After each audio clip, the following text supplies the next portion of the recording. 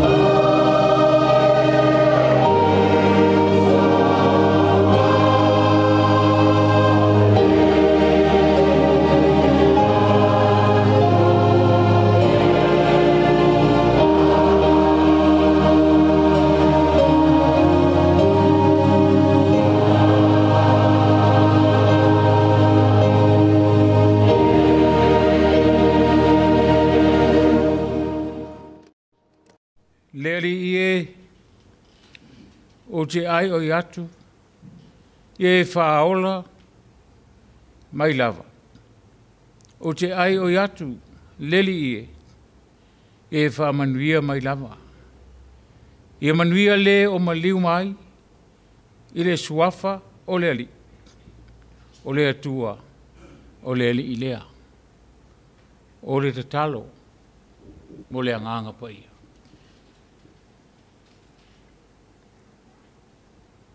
Wala whaai Samoa le atunu. Nei te au tutoa, nei te au manino, o lau sa pati te mai. Wala i le tāpua inga, e vivi i ai ma whaawhiteia, lau suafa, ono o lau alofa ma lau wha maon. Ma tau tele i o loa i le tāpua inga. Mātou mua i whaanau nau atu lava. I lau lava mana nganga pa ia. A whio mai ia. A whio mai e te tauto rua ma Samoa. Mai mātou uma.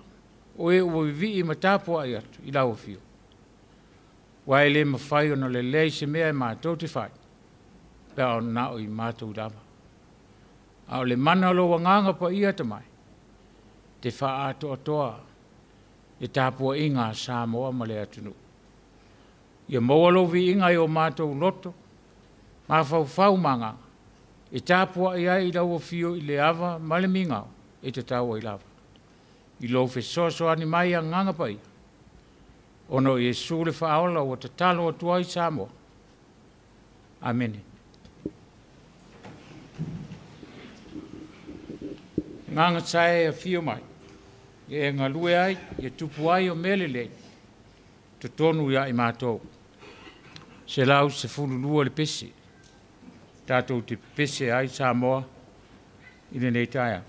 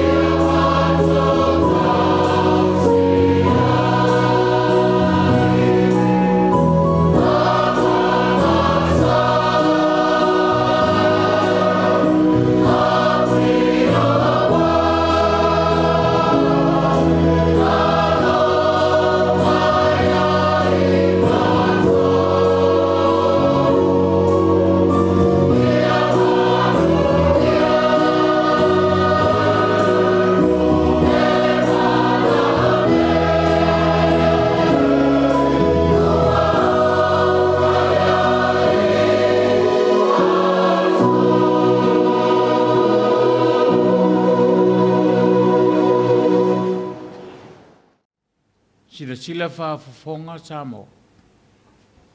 Ia fionga pa ia le atua.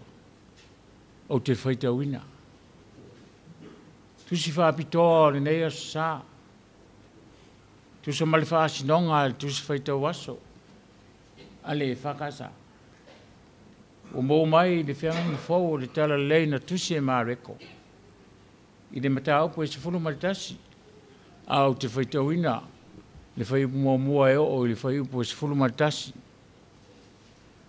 O lo o moli mai ai le whiau. Le nei asa o whaapitoa. Malau i loa e le kālena. A leo keusian. Le asa o le lau pam. Whaafafonga e a fionga pa i are atua. O whaalata atu i la tō i Jerusalema. O i pete whake ma Petania. I le maunga o olive. O nā wina atu lea e ia o na so e tō lua. O whape atu fo i a te ira ua. O ia o lua i le ai lua te lumanai. A o ia, lua te maua loa ai le te mai asini o lo o notia. Le esi tangata na ti e iai. Lua te tatala ina, ma au mai. A whai fo i e whai ane se tasi a te o lua. Se ale mea lua te whai ai le mea. I o lua whai atu. E manao i ai le li. Ai toi wha a fo i wawe mai. O noi leo i la ua maua le te mai a sini o noa tia ili whai tuto ai whafo i le ala, o na la tatala ina lea. Na whai ane lea ia te i la ua o isi o ena tutu ai.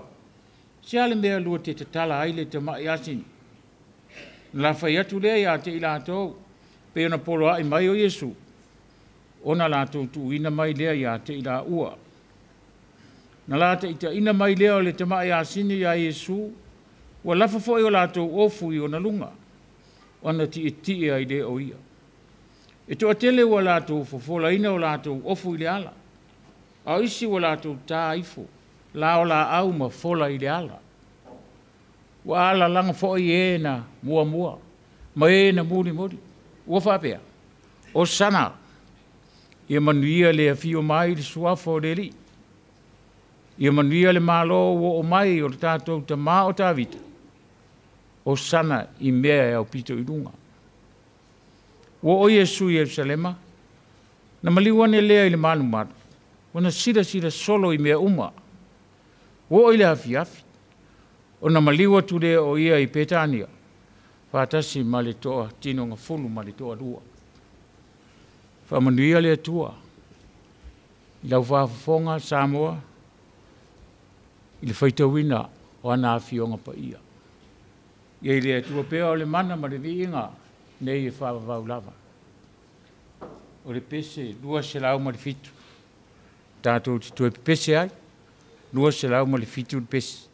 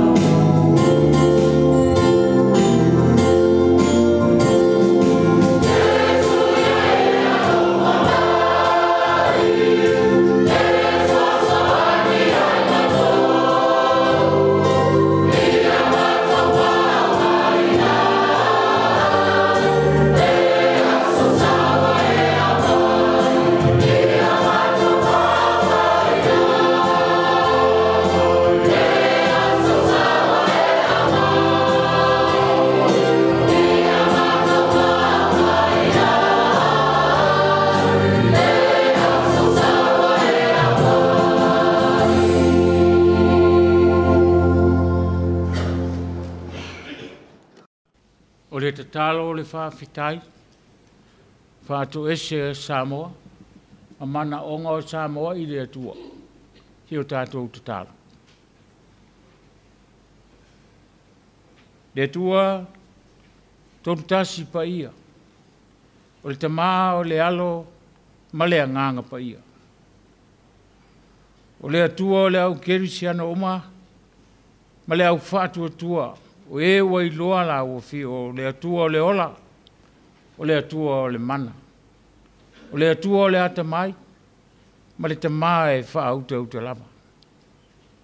Le atua ua tumu i le alofa tu noa, ma le anga le lei wha pale pale i a Samoa.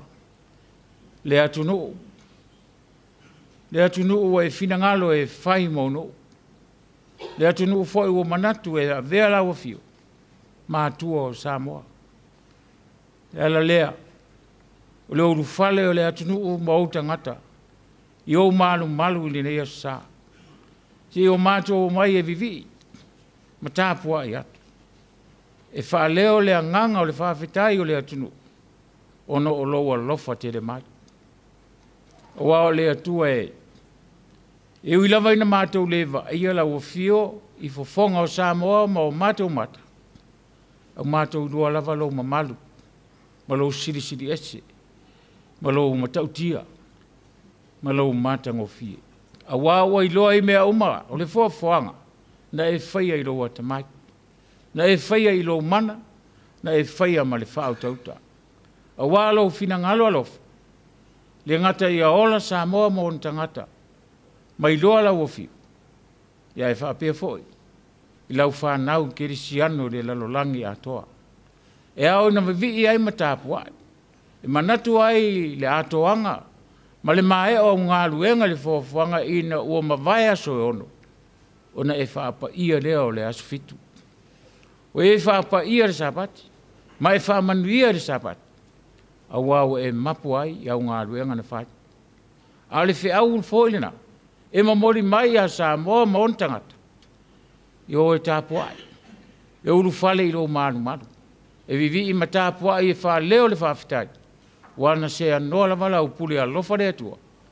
I le ea e malo whaiva o Samoa. Ma le tangata lava ia. I le nāwa i aso walu atu. Mato i e nea sa whapitoa. I mawhau whaunga ma le kālena le au kerisiano whatuatua uma le lalolangi. Ua whaingo ina o le aso sa o lau pama. O le nei foi vai aso sa. Ua iloa o le vai aso pa ia. O taimi o puapua ngā. O taimi ua e sa valia le ala. Ono o lo alofa. Ia Samoa mo on tangata. Mātou la ngona lea. Le whawhitai tere. I le toi tau whamatala i le la ngona o le tangata. O lau o fio le atua o le pongai o mele le umo o le nei ola. Ta mau ainga i le tino. Sinfo i le tu lilo whalenga. Ma lau alofa la vea i a Samoa ma on tangata o lea. E ala ia i su lo wala. O lo mātou o li i ma le whaola o leo o sava lia nei le ala. O puapua ngā. I le nei vai asa sa. Tau nuu le sta taulo, ma liu, tu ifolo na tino e le tunga mau. Au o toi tu, manu malo. O le wha longa o le manu malo, o le tangata, e wha atua moni i le atua, e maangalo ai ana ang sala. Ia, mātou wha awhitai ta mai, i le nei wha ola tangateli, e te whaia pea, ma whai pea, ma whai pea. Mo Samoa, ma mātou uma, wāua le tusa ai, i mātou, ma mātou wanga ua whai. Tu mau pēa le vi inga, ma le whamanu, ma le mamalu, le siri ese, ma le pule au au, i laua fio le atua e whawavau lava. Whamangalo Samoa, tamai. Wala ngona lava e Samoa, ne maasi asi i o luma. A wāua le tonu wala, o Samoa ma ona tangata. O le tusa i mātou. Ma le meo i eilo o fina ngalo. O whai o mātou loto. O whai fo i mātou o mātou lavala. E tu u lau whaasinonga. O lau fina ngalo e tonu. Ma ala o lau o fiu e manuia. Pangalea. Tamai wha pale pale mai. O le tau sisia e Samoa. Lou lava lea fina ngalo. O mātou te di tonu lava. O le atua o le alofa. O le atua e moni. Le anga le lei a Samoa. Mona tangata. O te di tonu fo i Samoa. O nao lau fio le atua e tali mai i manu. E manu i ai Samoa.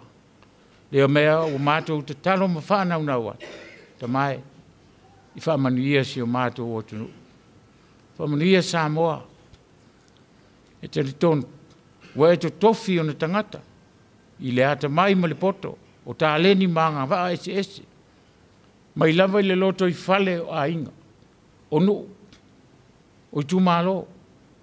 A toa ma Samoa ma le malo. O rau tō whinga ta mai. Wha manuia ina lava i lau o fio. Ina wanga lue le tangata Samoa. Ina wala ngona ina lona iloa. O lau o fio e ana nei me alofa. Au noa la i mātou. Ma lau alofa ta mai. Ea e fua le mātou au nanga. O wai le tusa le ilo le tangata. Ma lau wata mai ma lau sidi esi. Ta iala lau anganga. Ia Samoa. E wha manuia i le atunu. Ma i lava i maunga te tele. Se io o lava ina i whanau iti. Whanau lalva o oa le atunu. Mātou te talo lo whangia le malo mo na upu whai. I la tau o whai mata i tai o le atunu. Lufi ina o upu a wale manuia. O Samoa mo on tangata. Ai maise. O le manuia o lau e kare sia kere siana. Maua le lātou tō wha. Iai fo le uta. Wha lango i lawanga. O na manuia lea. O la tō whia. Mātou whanau na auta mai. A whai o langona ia. O nai tua a, ma tua a, o Samoa ma le atunu ua lango mai tia sa. Uena wha ma ite. Ne mawhauwhonga. O lau o fio e wha vai ai Samoa, malona maro. Mātou whanau nau lava ta mai. Alofa mai. Au e te tū la fua i Samoa. Ia tau sia le nei fia ngainga. O Samoa ma mātou umala. O ne tangata. O Samoa le atunu e ola whaitau langa. I lau o fio le atua o whamanianga. Ia i lau whamanianga isi o mātou o tunu. Manuia naita mā. O naiti nā mātutua. E ua whaasifo le mālosi le soifuanga le tino nei. Au rātou whaia pēa, lo whiula le muli lāma ta talo. Au wāle manuia o Samoa, masi o mātou atu. Ai maise o lau ngā luenga pa ia i lau e kāle sia ke te siano. Mātou ta talo ta mai, o āwhainga tā, le nei vai tau, o lu i tau, o whea ngai male atunu. A lofa e whesoasoan. Ia i lātou o whaima pule, tu tono o nuu o ainga. O i tu mālo, male atunu o atoa. Ia whai lava ma le alofa. Whai ma le whamaoni. Whai ma le ami o tonu. O lo e sira mai. I o mātou wala o whai. E tel tonu. O lo mana nganga pa ia. I tai ai Samoa ma lona sā. I ala tau nuu i manu. Ia langona leo kerisi ana oma. Ma Samoa oma ma mātou. Le nei vai asu sā o taua. O le vai asu pa ia. Au e a ngai e su i le ala. O fau atu. Lau ngā luenga o pōpua ngā mati ngā e tau nuu sa tauro. O le oti. Ma te tunga mau. Mātou la ngona ina. Lau ngā luenga whaola. Ia pae mai mō Samoa. Mō uta ngata whātua uma. Te talo Samoa. I lo walofa le atua e lawe a i le lalolangi o vevesi matau. I tawhai fia o le lalolangi. Mātou wawa ai. Me mau o ola o tangata. Ia i lātou o fia whaile mea le whasi tangata. Ai le o lau fina ngalo lea. Le li ie. Ia e la vea. Ie o ti ngā ina. Mo pua ngā ina. O le mātou te talo. Saunia Samoa. Malau e kale sia ke siano ma le au whātutua uma. Au mātou sa valia nei vai asa. O le vai aso pa ia. Ia mātou maua le aso wharaile li lei. Atoa ma le aso sao le seta. I louto e soifua manu ma lo mai. i le oti ma le tu'uga mau. Mātou te tāre atua, alofa mai. A o mai lo wanganga. Whamatala mai winga lo loto o lo finangalo. E ala e le tusi pa ia na mātou whaita wina. A wae vai lava le au auna. E valea fo i mawhātau wa. Leilo fo i o se mea. E na o lo wanganga lava. E mawhai ai mea uma. Ore te tāro lea. A Samoa ma ona tangata tamai o ia mea. Wha leo ina atu whaatasi mamana o ngalilo o Samoa ma le tangata lavai. Whairo finangalo. Ai le o mātou roto. Ono e sura whaola. Lona suafa. Wa te talo atua i Samoa. Amen. Se lau luas furu ma le lima le pese. Tātou te tue pe pese ai.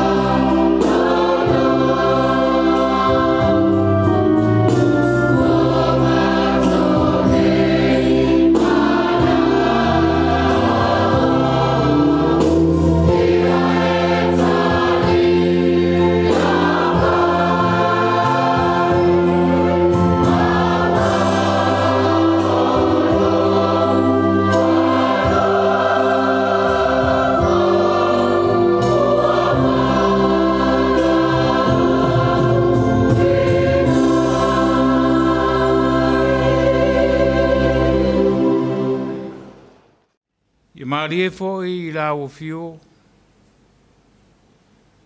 Upo o mātou ngutu. Mawhauwhaunga o mātou loto. Le li e, le atua. O lo mātou papa. O leo na tongi o la ina Samoa. Ameni. O whaonga le whai upu e se fuluma le tasi. O le tusi e le evangelia maa leko pe ona whaita wina e whai matua. O le neo sa. O Yesu i Yerusalema na maliwa ne lea i le malu malu. O na sila sila solo i mea uma. O i le afi afi. Na maliwa tule o ia i Petania. Whātasi ma le toa tino ngā fulu ma le lua. O le whāsinonga a le tusi whaitau aso. A le tātou e kare sia i whakasā. Tusa ma le nei vai aso sā. Ta ua o le vai aso pa ia. O le tala le leia ma leko. I le vai aso pa ia. A le whapitoa ina lava o le mata upo le aso sā le nei o le laupama. Leo na tātou whaitau ina i le tusi a ma leko o le mata upo i sfurtas. Wa whaasi se e Yesu. Mana tuna tunga o tangata lau tele. Whaasi se e Yesu. Mana tuna tunga o tangata lau tele. O le tūwha ta singa, o le autu o le vai aso sāle nei, ta o le vai aso pa ia. Tala leia mā leko. Le vai aso pa ia. Ma le whapitoa ina o le aso sāle nei, whaasi se Yesu, mana tuna tunga o tangata. O le tala le leia mā leko, i le aso pa ia. Whaasi se Yesu, mana tuna tunga o tangata lau teli. O le atoanga le nā. O le autu o mawhauwhaunga.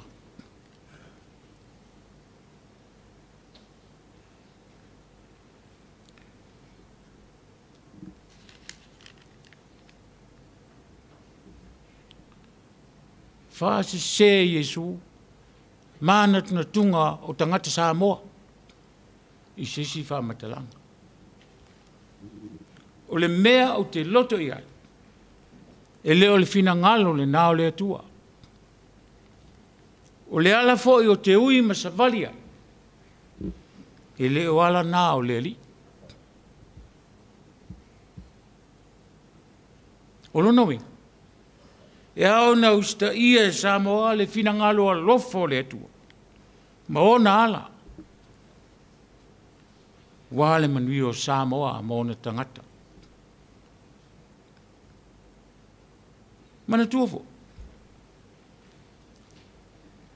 Le tō whā atua a, ma tua a, wa lango mai tia sā. O e na whā ma ite sā moa ma lona malo. Ma le whā langi rea.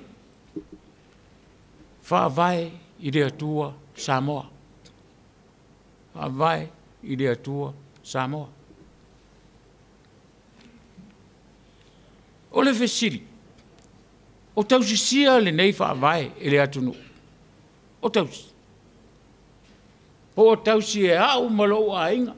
Po o tausi e oe malou no. Ai ale atunu.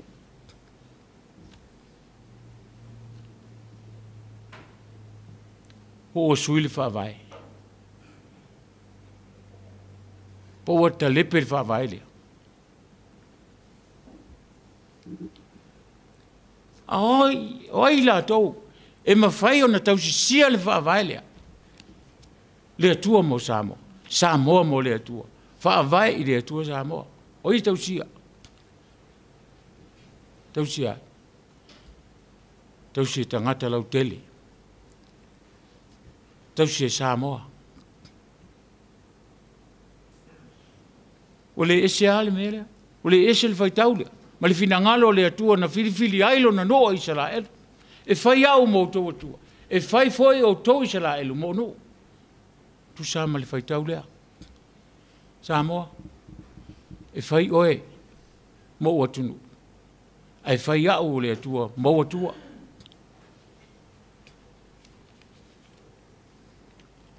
Tatou wawa ai le fe au mo moli mai o le nea sao le laupama.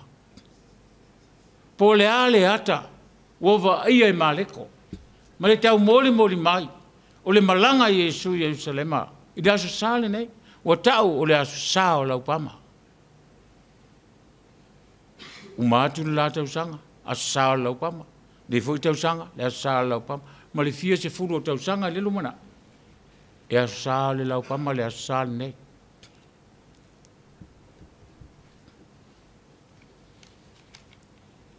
E maasani ale tau. Le aso sale nei le malanga fa atupo Yesu Yerusalema. E ti e le asini. Al mele loi. Malitala maleko. O mela ia se ifa ili le mafaufonga. Po le ali tuai ngā malanga. A le afo i anga tangata. A le alfo le mea o tupu le malimatu.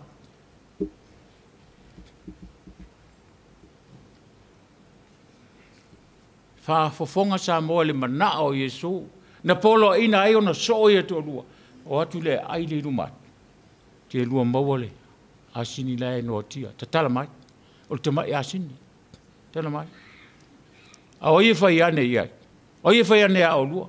Fai e mana o iai deri. Pa wale ole upo Yesu na fai so oia. A oie fai ane a lua tatala le asini. Fai e mana o iai deri. Ile to iai se sitala i tua. E mana o Yesu e ti ai alu Yerusalema. Le ai. Nal Paulo. O le mana o Yesu. E au na wha longo la tangata ia. Pe au ina whasidi ngia. Li tō rua leo e maida asin. Au ai fo ila nei tangata. O ia tangata i ta whatafa o le pā. Pōni tangata whai ngā luenga le ana le pā asini. Pōni leo whai tutoa o le pā. Au le asini fo. O le no noa i. I le noa. Salala na whasidi la tau nei. Ala le tali le auso. Mana o leri, ai toi whafo i mai tō wasin. Mana o Yesu, ai toi whafo i mai.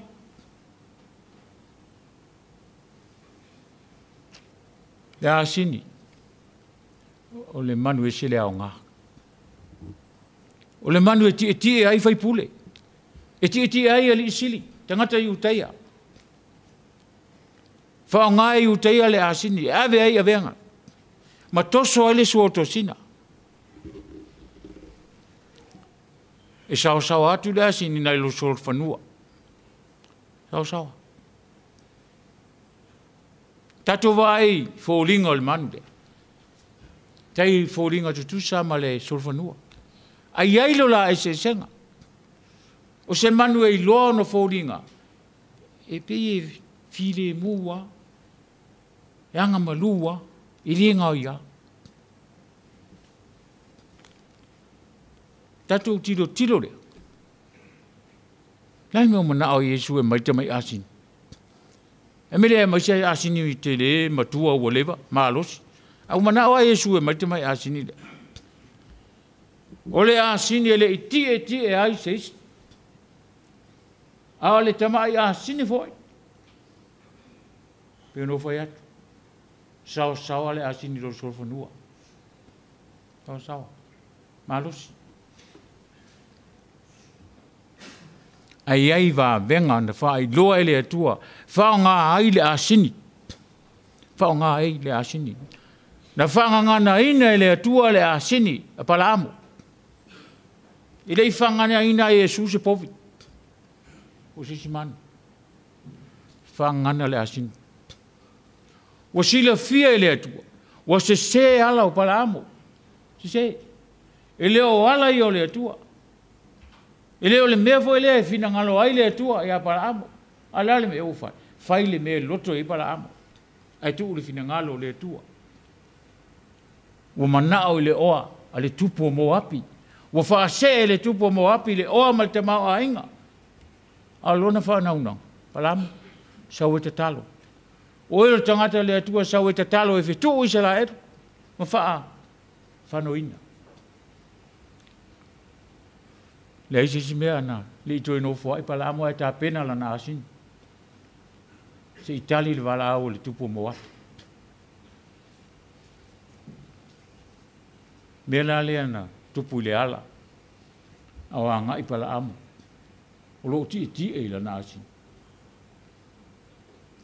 Faatolu ana li liu ese le asini mo le ala. O le faatolu fo ele na ana sasa i pala amo le asini.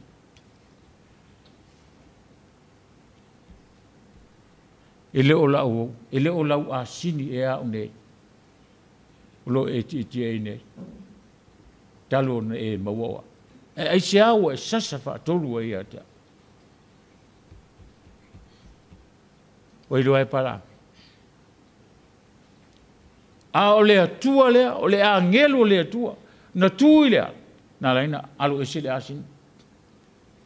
A tolua, me ese le asin. O winga ia. E ta watu ai le tangata o le atua, ma le tangata fa atu atua, e leo le fina ngalo leo le atua, wa e loto e te alu e fai. E leo ala foi o le atua e fina ngalo, ai le atua i ala e te tau na e sa vali ai Samoa. Au sui o wala. Sui dala.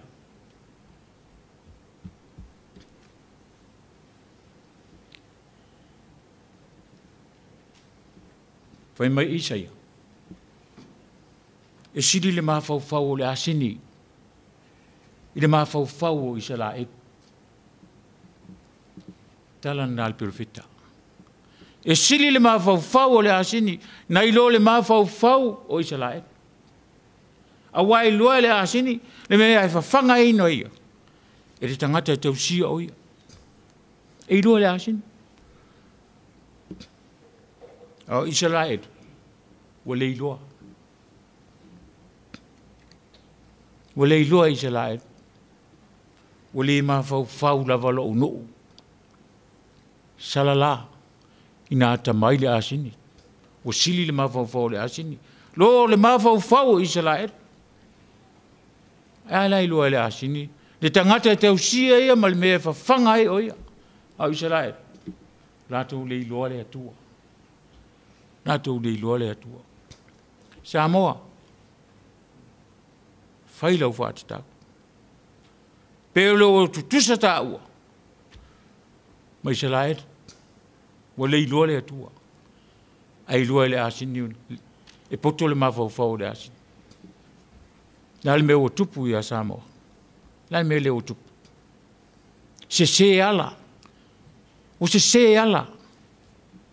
E leo le fina ngalo leo le atua. Le me le fai ai le ami o tonu. Fai le ami o tonu. O le fina ngalo leo le atua mo Samoa. Le ami o tonu. Fa maoni mfatu atua. E leo le toso le mea le manao ai lava le tangatai. Fai lo na loto. E fatu atua na i le fina ngalo le atua. Atutuna. Tia Yesu le sole nei. O lo tia le tamai asini. Malana ngai atu Yerusalema. Te ua o le lau sa, o le asa o le lau pama. Lau pama ia. A fai o anga ia tangata. Ma o le mele na fai tangata o tumu i Yerusalema. O whalong, o maliu mai deri. O maliu mai Yesu. La ele to no fwa. Alu le tangata malana la upama. Se i fola le ala. Te tali. Le malanga le au sau. Le tupu. Le tupu na manao i utaia matatalo. Ina o maia. Lo mata o tupu le mesia o valo ia. O se tupu maarosi. Se tupu e tie mai. Iona la eifa a tupu. Tie mai te kariota. Mani ana solfanua. E o i solfanua e teu whalelei. A wale tupu le mea leo sau. Au amea ni tangata e whai. O amea ni tangata e tō tele wa tumu nei Yerusalema. Na mafu aina o tumui. Na o ea, ma le wha moe. E tae au sau Yesu. No il tau sa minga o le paseka. O anga ia i utaia. O le vai taimi tonu. Fai il tau sa maanga o le paseka. A le ua lātou wha longo. Ine nei asu. Iesu leo mariu mai. E tu se lava matala al whai evangari. Fola le ala. Yo lātou off. Toi wha o popo atu iai ma lau pama. Toi wha atasi iai ma le tu o langa. O le solo e mua isi le solo. Muli isi le solo. Whai mai, o sana. O sana. Ia manuia le ma liu mai. Suafo le ri. O le upu le o sana. E upu e whao ngā tele iu teia e lātou te talo. I le atua. O lo nowi. O le wha matalai. O sana. Lavea i mai nei loa. Save us now. O sana. Lavea i mai nei loa. Lea laua. Lo lofi mai nei tangata. Ina ua lātou wha. Longo le ta. Iesu le o sa. Ai sauli tupu. E ti e te mai asin. O le si lewa ai ngai i. O le to tele o tangata i luma o le solo. Au i lātou fo i tau whaasi usi unga o le solo. A o wheo i Iesu. O ngā wheo o i o le ala. O i Iesu roti e ti e le asin. E whaingo fia na whamatala. Mai loa. O ngā tutonu. Wa le i loa atu e nisi Iesu. Anu sa. Tumu tangata. E whai o e mua o e muli. A o e whātau la la i le ala. O la whawhena i loa la Iesu. O le tamai asini la i te tia. Pe moni le tala ma le tu alanga. Pe moni le tala lea ma le tu alanga. Whaola mai.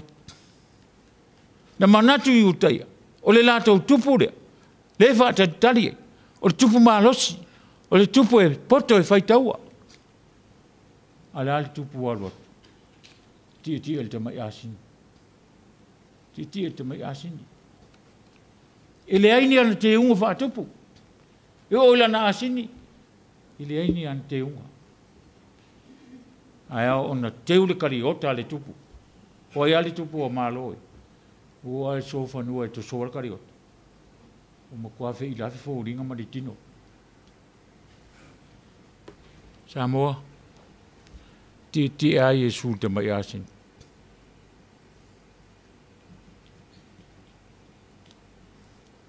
Nā le winga. Lau pamai. La le tā ua o le lau pama. Na mafua aina luwane le tuli le tangata. Ma lau pama e fola ila. O le la au le pama. Tai tusa mali niu le tele ya tātou sa mone. Tusa mali niu. E umiva pe na ala na tupu. E maua lunga fo. O na lau fo e umi. Tai tolu mita le umi o lau o pama. O wha tusa iai le maua lunga. I le pama. Tusa iai le maua lunga. Au i iai foi. Ma le whea au e mamoli mai e le lau pama lea. O le whai longa o le manu malo. Whai longa le manu malo. Tēnā tāma moe nei mauta ngata e tu o tele. Ma o ma lau pama. Ma i loa le winga le lau pama. O le ale whea au o tau mai lau pama. Whai longa le manu malo. Ua o le malanga i se la elu le vao. Tau nuu le vai mea e tau o aidima. O le nuu le. E se furu lua vai puna e tupu. Lo mauai. Ai tu a mauai fo i le nuu. Se vai mangalo. Ai fitu se furu pama. O ola ai. Fitu se furu pama. O lo ola ai. E mauru lunga pama.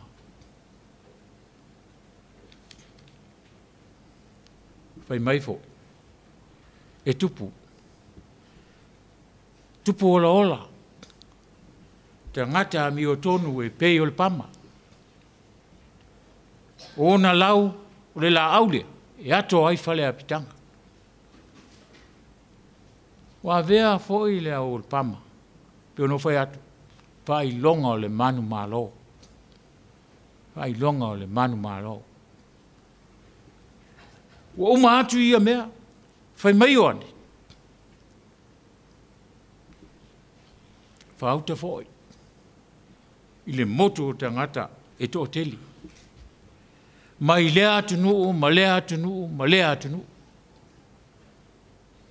Mai lea ainga, ma lea ainga, ma lea nuu. Mele na iloa Ioane. Ato ai. Ma lato unga ngana ese ese.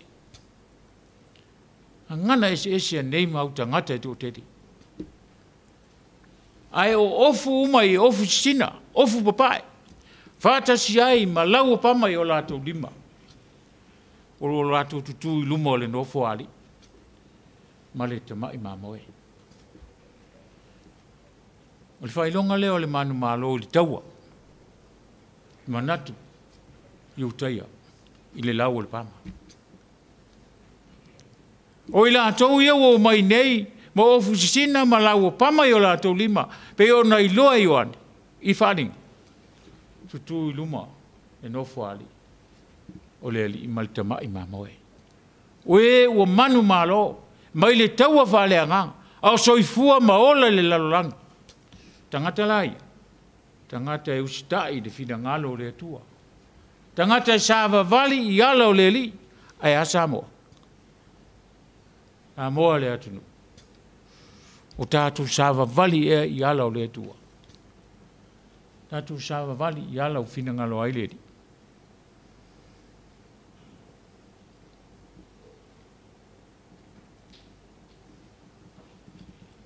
Le winga lea. O le fi au o le nea sa. E pio no fai atu. Lau pama nei, lau pama le tau sang. Ma le fia se lau tau sang ala e munu munu mai. Asu sa o lau pama. Apo i loa la e sa mo. Ma tato. Le winga o le nea sa. O tau nuu le malanga i Yesu e salema. Sa vali sa o lo le li i le malu malu. Sa o a Yesu le malu malu. Ele i afe e sesi mea. Adu sa o le malu malu. O ia sila solo. I mea umana. I o i le afi afi. I le lau titi ngā luenga Yesu fai nei le malu malu. Sila atu Yesu. Talo fai le malu malu. Talo fai le fale tapu ai ai. Sila elu i le atua. Na mapu ane lea. O le li i petania. Toe mapu ai le nuu lea. E le a inga lea. Le a inga o la salo. Monu tu whawhine ia. Maria a Marita. Ina whai ai le whai longa ma le wawenga e Yesu. Toe whatu ina mai o la salo. Sa whai ma a inga o Yesu le a inga lea. E hafi so ai.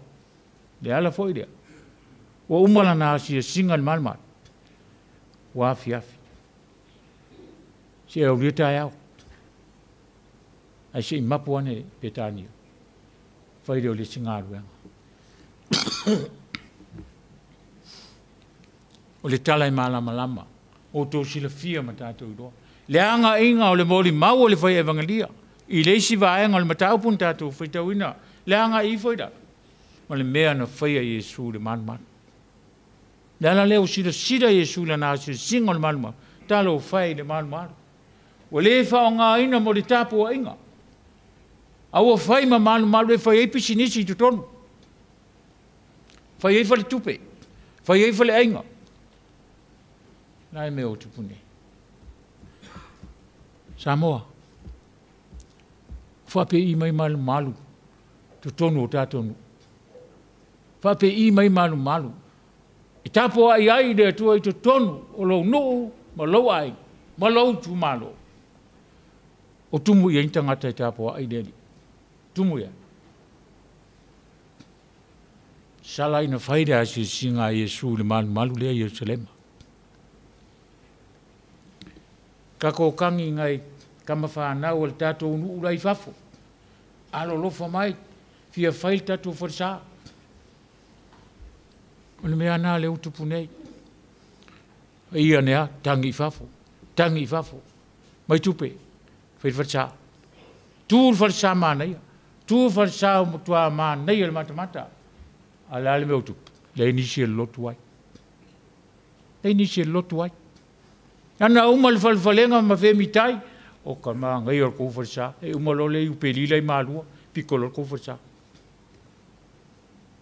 Ala ale me utupu le malma. O le nisi o e tapu aia.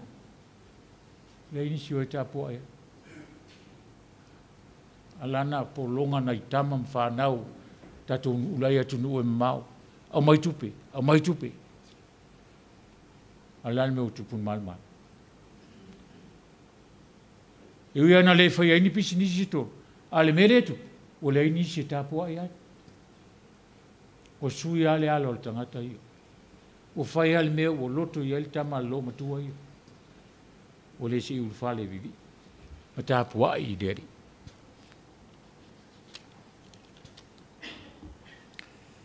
O le whiau o le laupama, mo Samoa, le nea sa, ma tātou uma, ma le au whaafo.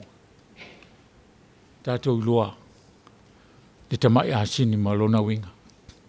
Tātou lua le laupama lea uu ilo lima, ma lona winga. E la i titi dasin, ai malosi. O ala ma wha i longa i Yesu e sau i lalo i le ala, ma walalo. E sau i lalo i le ala e mawalalo. E ui ana tau nu i tua pā i Salema i le sā taulo lai wha atati tali mai.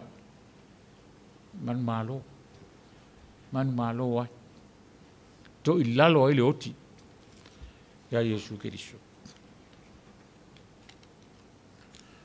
Ala ngona le tangata.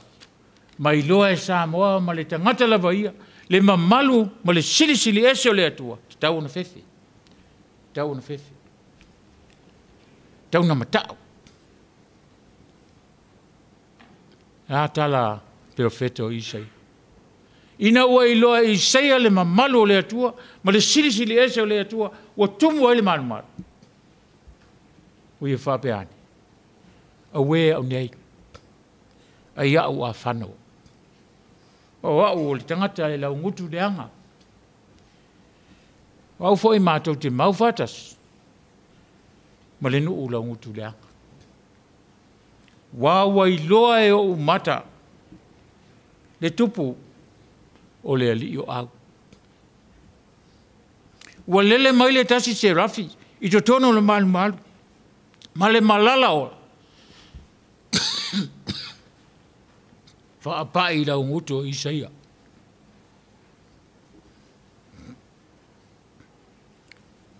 Ase aua la ngona e Isaia le nei la ngona. A le tangata o le atua. O le pelofete ua malawina e le atua i lona finangalo. O le tangata ua nei loa. E ui ai lona whaapitoa ina. Malona malawina. A ua tau tino ai Isaia. O ia le anga. O ia anga sala. E mau whaatasi. Mai sala elu. Ne no ula ngutu le anga.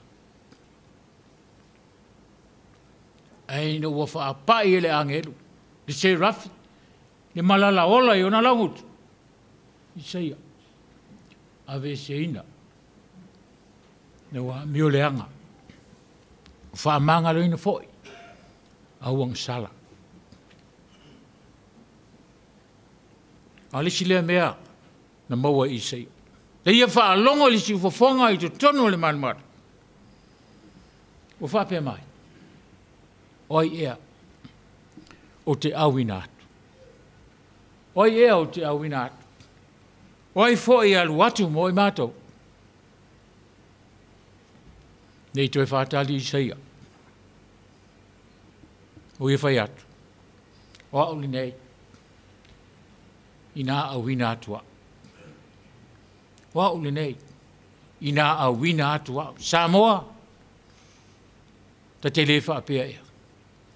O Samoa le nei. O au le nei. O lo ainga le nei. O lo nu le nei. Awina atu. Awina atu. Awale fina ngalo le atua. I ola le tangata. matati tonu i rea tua soifua. Nā me o malumalo a i tātou atunu nei vai tau.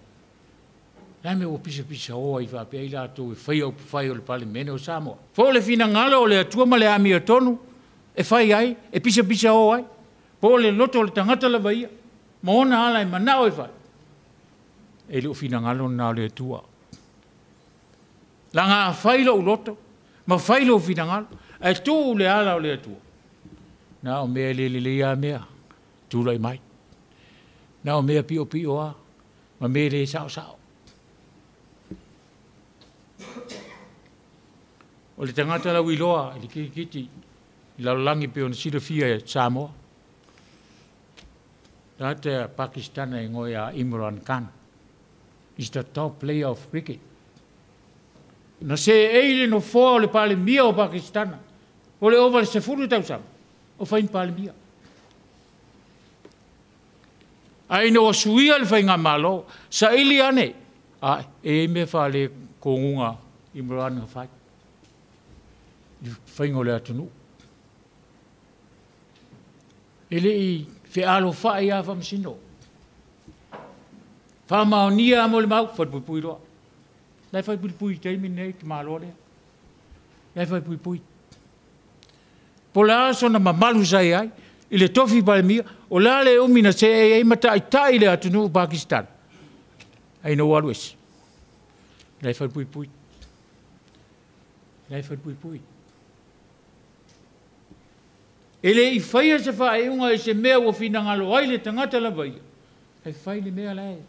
Whai mai ai le anganga o le ri. A whai a lena le wha maoni. Ma le alofa i le atunu ma tangata. A o tu mai le pawa ma le palemia. A whai pui. A whai pui. A tonu se whi au fui le wha manatu atu mo Samoa. O le ami o tonu ale atua, e le fefe. Whai le mea ami o tonu, ma le mea o fina ngalo le atua e whai. Io la leo ngā sawhia se fuktau sango palimia, a i sea mea na whai e le atunu. Ma oi e tangata. Whai ngā wha ale alofa. O whai inga o sa ili ai lava le mea lai loto i e tangata ia mo lona le lei ma lona ainga. E wha whea lau tele o Samoa ma le atunu.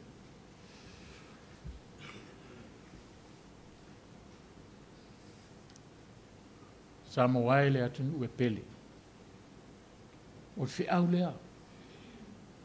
Le aso sao le laupapa. Tātou loa le winga o laupama. Tātou loa le winga o le asini. Ma le whi au o lo momoli mai. O le whi au o le man malo e amata mai le lo. Amata mai lalo. Peo Yesu ti e te mai asini. Ele mana o Yesu e masi asini te le. A mai te mai asini le ti ai seisi. O ala nā o se ainga. O ala nā o se nuu. O ala nā o se atu nuu. O lalo. Lalo. Maua i malo. E le orunga. Ia. Tau nā lofa mai rea tua. Ma mamoli soifua Samoa nei vai aso pa ia. Tātou au lia le aso wharaile le lei. O lona maliu. Ma tātou moua le aso sao le seta. O lona toi tū manu malo. A tātou doa le whi au. Tau te sāma vali e nei vai aso sao o te ua. O le vai aso pa ia. Tua pālawa i Jerusalema. O lona nuu. Iai lona malu. Ma ona tangata. O ina lava na whaasa tauro o ina aide li whaola. Ain toi tū manu malo. Au lea. Samoa. Lea sāne nei o le laupapa. O le whi au whamanatu. Po e ulu whale le malu lea. Wasi ase Yesu. E se meo e ule intangata. Po o tā pena sau tā whaonga i se mataanga i whea o le atunu. I le aso sā. Ai ti le mawhau whau le aso sāne nei o le laupapa. Mena le utupu. Ma natu le vai aso sāle nei Samoa. Vai aso e pa ia. E pa ia. A le vai aso ti ngā mapua ngā o le li whao. Tātou ti ngā whātasi ma Yesu. Tātou ti ngā whātasi ma Yesu ma tātou langona. Mailoa. O laloa. O lalo. O wai malo. Ina ua tātou whaalo longo. I le mewa fina ngalo aire atua. E ala le musumusunga alo na nganga pa ia o le mana e whafangu mo whamanatu pea. Ia Samoa maona tangata. O na manuia lea. Na manuia lea o Samoa. Ma na ila mau tūla whono o sui. E ana ila mas tūla whono le malo. O lea sa. Sa ngua rusi se kaeri. Sa ngua isi whare o lua kala. O umakanga kai luk. Au aile ainga, au aile ngu e maua lato e whai me se ira. Ave isi sala. Tā lo whai. Karusia. I wawenga whai skula whongu wapenga. E matua tapua e ale asa. O le aso, o le li. O le sapati ua uma na whaapa ia, ma whaamanuia e rea tua. A wata tau Samoa. Whai e rea tua sapati mo Samoa. E li whai e rea tua Samoa mo le sapati. O le sapati, o le aso o le ri. Whai mo Samoa. I manuia Samoa. I rau whaafo. I le suafo i sūre whaora. Amen. Whetalai mai leli ie. E o langona pea, lo lava sifu fonga. E le tu ua oe. O le pese. Se la ono sifuru ma le lima.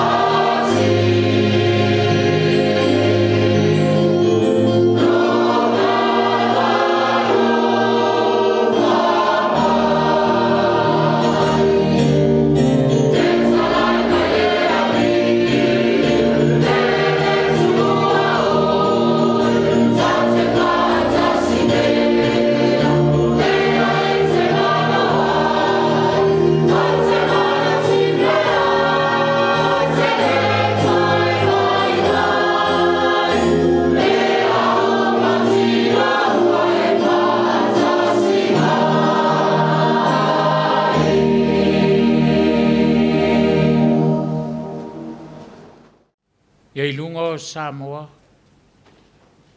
Palunga o lau whanau, whaatuatua i le lalolangi ato. Le manuia, ma le file mo, o lau fio le atua le tama, le alo, ma le anganga pa ia.